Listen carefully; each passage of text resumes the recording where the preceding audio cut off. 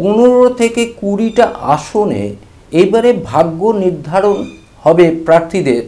এই কংগ্রেস এবং বামপন্থী জোটের প্রার্থীরা কতটা রেজাল্ট করছে তার ওপর ভিত্তি করে এইরকম একটা সম্ভাবনা কোন কোন কেন্দ্রের ক্ষেত্রে রয়েছে।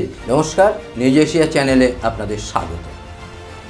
যে বিষয়টা এই 2024 সালের লোকসভাতে বিশেষভাবে কাজ করবে, যেটা এক্স ফ্যাক্টর হিসাবে কাজ করবে, এটা খুব গুরুত্বপূর্ণ যে বিষয়, সেটা হচ্ছে যে প্রায় 15 থেকে 20টা আসনে এবারে ভাগ্য নির্ধারণ হবে প্রার্থীদের। এই কংগ্রেস এবং বামপন্থী জোটের প্রার্থীরা কতটা রেজাল্ট করছে তার ওপর ভিত্তি করে এই কংগ্রেস এবং সিপিএম যে জোট, সেই জোট প্রার্থীরা কতটা ভোট পাচ্ছে তার উপর নির্ভর করে এবারে নির্বাচনে কমপক্ষে 15 থেকে 20টা লোকসভা কেন্দ্রের ভাগ্য নির্ধারিত হবে একেবারে পরিষ্কার। অর্থাৎ এখানে এক্স ফ্যাক্টর হিসাবে কংগ্রেস এবং সিপিএম বিশেষভাবে কিন্তু গুরুত্ব আরোপ করেছে। এখন ঘটনা হচ্ছে কোন কোন কেন্দ্রে সেটা ঘটতে পারে, এইরকম একটা সম্ভাবনা কোন কোন কেন্দ্রের ক্ষেত্রে রয়েছে, সেটা নিয়েই আমরা আজকে একটু চর্চা করার চেষ্টা করব। দেখছি আমরা যে আরামবাগ, ঝাড়গ্রাম, বর্ধমান, দুর্গাপুর, ব্যারাকপুর, মালদা দক্ষিণ, দমদম, শ্রীরামপুর, যাদবপুর, মুর্শিদাবাদ, কৃষ্ণনগর, পূর্ব বর্ধমান, পুরুলিয়া, বসিরহাট এবং কলকাতা উত্তর, এই সমস্ত কেন্দ্রগুলোতে কিন্তু এই ধরনের একটা সম্ভাবনা কিন্তু লক্ষ্য করা যাচ্ছে।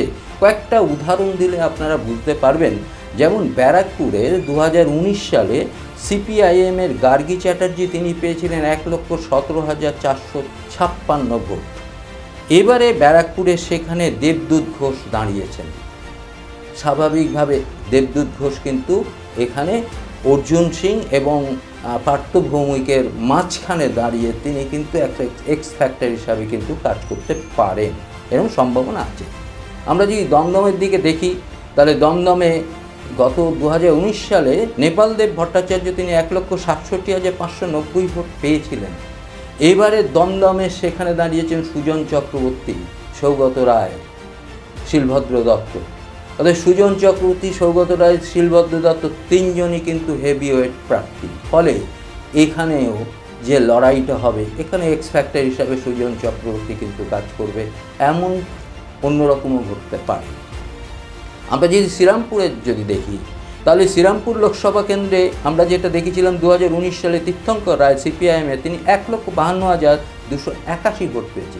এবার দীপশিতা ধর সেখানে যেভাবে দাঁড়িয়েছেন, কল্যাণ বন্দ্যোপাধ্যায় যিনি প্রার্থী হয়েছে তৃণমূলে, এবং বিজেপি এবং তৃণমূলের মধ্যে কিন্তু দীপশিতা ধর দাঁড়িয়ে পড়েছেন এবং তিনিই ঠিক করবেন যে কে এখানে জয়ী হবে। এক্স ফ্যাক্টর হিসাবে যদি বলা যায় তাহলে দীপশিতা ধরকে এখানে আমরা বলতে পারি। একইভাবে ঝাড়গ্রাম লোকসভা কেন্দ্রে আমরা দেখতে পারি, এবং সেখানে 2019 সালে দেবলীনা হেমব্রেম তিনি 76,680 ভোটে জিতেছিলেন। এবারে সেখানে সিপিআইএমের হয়ে সোনামণি মুর্মু দাঁড়িয়েছেন। সোনামণি মুর্মু একটা ফ্যাক্টর, কিন্তু নো ডাউট ফ্যাক্টর।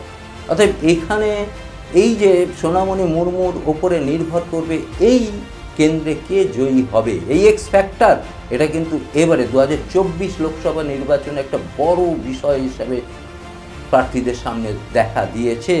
আমরা একইভাবে যাদবপুরে যদি আমরা দেখি, যাদবপুরে বিকাশ রঞ্জন ভট্টাচার্য 2019 সালে কত পেয়েছিল জানেন? বিকাশ রঞ্জন ভট্টাচার্য তিনি পেয়েছেন 3,02,264 ভোট। এইবারে সৃজন ভট্টাচার্য ওখানে দাঁড়িয়েছে। সৃজন ভট্টাচার্য যে ধরনের ওখানে লড়াইটা দিচ্ছে, স্বাভাবিকভাবে তিনি এক্স ফ্যাক্টর হবেন না তিনি জয়ী হবেন, এই ব্যাপারগুলো কিন্তু রয়ে গেছে।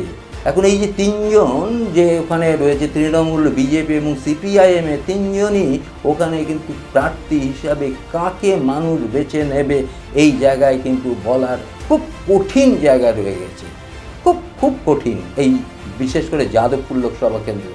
কারণ যাদবপুর লোকসভা কেন্দ্রে বিকাশ ভট্টাচার্য যে পরিমাণ ভোট পেয়েছিল, এবং সেই জায়গায় দাঁড়িয়ে সৃজন ভট্টাচার্য তিনি কি করবেন, এটা কিন্তু একটা বিষয় হিসাবে দাঁড়িয়েছে। এবং মুর্শিদাবাদ লোকসভা কেন্দ্র, মুর্শিদাবাদ লোকসভা কেন্দ্র দেখুন, একটা ছোট্ট অঙ্ক আপনাদের বলছি, সেই ছোট্ট অঙ্কটা দেখলে আপনারা বুঝতে পারবেন। 2019-এ মুর্শিদাবাদ লোকসভা কেন্দ্রে সিপিআইএম পেয়েছিল 1,80,793 আর কংগ্রেস পেয়েছিল 3,77,929। এই টোটাল মিলে ভোট হয়েছিল 5,58,922। এবারে এখানে জোট প্রার্থী হিসাবে দাঁড়িয়েছে মোহাম্মদ সেলিম। এর ফলে মোহাম্মদ সেলিম এখান থেকে ড্যাং ড্যাং করে জিতবেন এমন সম্ভাবনা কিন্তু খুব পরিষ্কার। স্বাভাবিকভাবে এখানে এক্স ফ্যাক্টর হিসাবে কাজ করছে না। এই যে কংগ্রেস এবং সিপিআইএমের যে ভোটটা আছে সেই ভোটটাই যদি মোহাম্মদ সেলিম পেয়ে যান তাহলে কিন্তু এখান থেকে মোহাম্মদ সেলিম বেরিয়ে যাওয়ার সম্ভাবনা খুবই উজ্জ্বল। এবং দেখা যায় যে কৃষ্ণনগর লোকসভা কেন্দ্রে যদি দেখি আমরা দেখব যে ডক্টর শান্তনু ঝা তিনি 2019 সালে পেয়েছিলেন 1,20,222টি ভোট। এবারে কিন্তু SM সাদি তিনি সিপিআইএমের হয়ে দাঁড়িয়েছেন। অপরদিকে আপনারা যে মহুয়া মৈত্র এবং অমৃতা রায়, দুজন বিজেপির অমৃতা রায় আর টিএমসির মহুয়া মৈত্র দাঁড়িয়েছেন। এই অমৃতা রায় এবং মহুয়া মৈত্র ভাগ্য নির্ধারণ কে করতে যেই জিতুন না কেন তার ভাগ্য নির্ধারণ করবেন SM সাদি। একদম পরিষ্কার এক্স ফ্যাক্টর এখানে হচ্ছে SM সাদি। এরপরে যদি আমরা দেখি যে পুরুলিয়ায় নেপাল মাহাতো যিনি কংগ্রেসে, তিনি 84,877 ভোট পেয়েছে 2019-এ। 2019-এ ফরওয়ার্ড ব্লক এখানে বীরসিংহ মাহাতো তিনি পেয়েছিলেন 68,464 ভোট। এই যে বীরসিংহ মাহাতো এবং নেপাল মাহাতো এদের যে ভোট, এই ভোট কাটাকাটির ব্যাপারটা যদি সেইভাবে হয় এবং এখানে এক্স ফ্যাক্টর হিসাবে এরা দুজনই কিন্তু দাঁড়িয়ে আছে, স্বাভাবিকভাবে এবার অন্যরকম বিষয় দেখা দিচ্ছে। একইভাবে আমরা ডায়মন্ড হারবার লোকসভা কেন্দ্রে আমরা দেখতে পারি যে ডায়মন্ড হারবার লোকসভা কেন্দ্র প্রতিকুর রহমান সিপিআইএমের থেকে যিনি দাঁড়িয়েছেন তিনি কিন্তু ভালো ভোট পাবেন। আরেকটা বিষয় লক্ষ্য করা গিয়েছে যে ডায়মন্ড হারবার লোকসভা কেন্দ্রে এবার অভিজিৎ দাস বিজেপি থেকে দাঁড়িয়েছে।